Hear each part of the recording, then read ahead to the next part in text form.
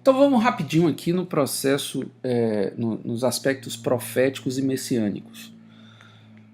Nós temos aqui primeiro o imaginário do Messias, né? Messias, ou Mashiach, que é o aspecto de um líder ungido, um líder abençoado. Nós temos alguns Mashias, se é que a gente pode fazer esse hibridismo e ainda pluralizar, né? Em alguns reis de Israel, né? Nós temos a figura do Josias, nós temos a figura do próprio Davi, ou seja, nós temos até fora do ambiente dos israelitas, né? Nós temos, por exemplo, o Ciro, que é chamado de Mashiach, né? que é chamado de ungido, sendo ele um governante persa. Então nós temos essa figura de alguém que é ungido por Deus para ser alguém abençoador do seu povo. Então compreendia-se dentro do imaginário que haveria um que seria o grande Mashiach, que seria o sujeito que estaria colocando Israel sobre, de novo, restaurando o reino de Davi, que foi um período áureo da nação, né? Como um reino independente e que tinha assim suas relações com seus povos vizinhos, mas com uma certa condição de superioridade, soberania, assim como posteriormente expandiu mais ainda o Salomão. Então havia essa esperança que houvesse alguém que restauraria o reino a Israel, como dito no Novo Testamento, né, e faria com que ele se tornasse novamente essa nação pujante, como foi na época de Davi e Salomão. E essa esperança se depositou sobre Jesus. Nós temos um evento bem interessante e até paradoxal, a cena com Jesus entrando em Jerusalém, sendo saudado, com folhas de palmeira. Aquilo ali simbolizava um recebimento de uma autoridade, né? uma recepção de um rei, né? Aquilo ali era um tipo de festa, um tipo de festejo, digamos assim, de reconhecimento do povo, né, da população, da condição messiânica de Cristo. Né? E Cristo, em vez de entrar numa carruagem, entra com um burrinho. Né? Então, assim, é muito curioso esse paradoxo dessa cena, né, absolutamente fantástica, absolutamente histórica, em que Cristo diz que o seu reino messiânico é o lugar da simplicidade, é o lugar da humildade. Isso é absolutamente interessante. Né? Então nós temos que uma das coisas que gerou muitas complicações, vamos entrar no aspecto do contexto bíblico, não só histórico, né, para essa introdução, mas do ponto de vista também de como isso repercutiu, né, esse imaginário messiânico.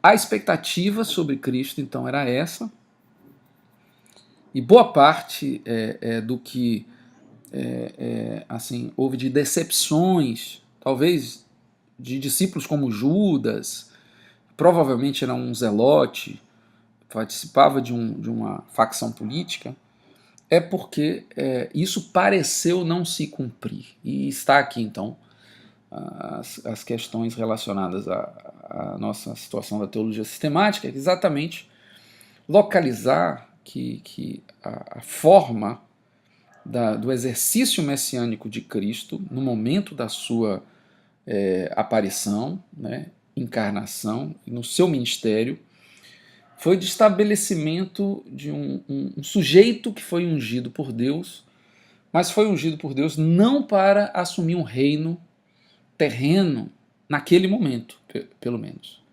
Não foi para restaurar o reino de Israel naquele momento, pelo menos. Então a crença de que haverá, e e é visto no livro da Revelação, do Apocalipse, um milênio em que ele será o rei nesse milênio, neste reino terreno de Deus, ou estabelecimento para aqueles que são amilenistas, numa circunstância em que a Nova Jerusalém descerá do céu e este céu será a terra e se confundirá com ela, enfim, esse ambiente celestial em que Cristo continua sendo protagonista seria o cumprimento desse imaginário messiânico em sua plenitude, ok?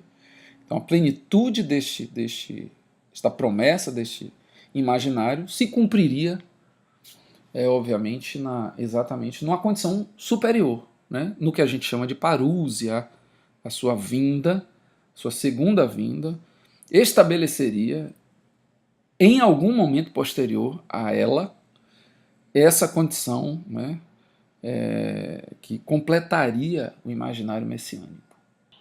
Bom, nós temos, fechando isso, o ambiente profético, então seja do profeta Isaías falando da forma do nascimento, seja do profeta Miqueias falando da localização do nascimento, seja de cada um dos profetas do Antigo Testamento também se referindo à beleza que a região da Galileia veria, e também a região da Judéia, e todos os milagres que aconteceriam, e todo o aspecto que concretiza em Cristo, né, que aponta para que em Cristo o ideário messiânico seria cumprido, e não só ele, né, como o imaginário do Filho de Deus, da encarnação de Deus, né, se estabeleceria em Cristo, está presente nos livros dos profetas. E nós temos o próprio Novo Testamento, principalmente entre os evangelistas, mas também entre o apóstolo Paulo, né, no ambiente do corpus paulino. Nós temos também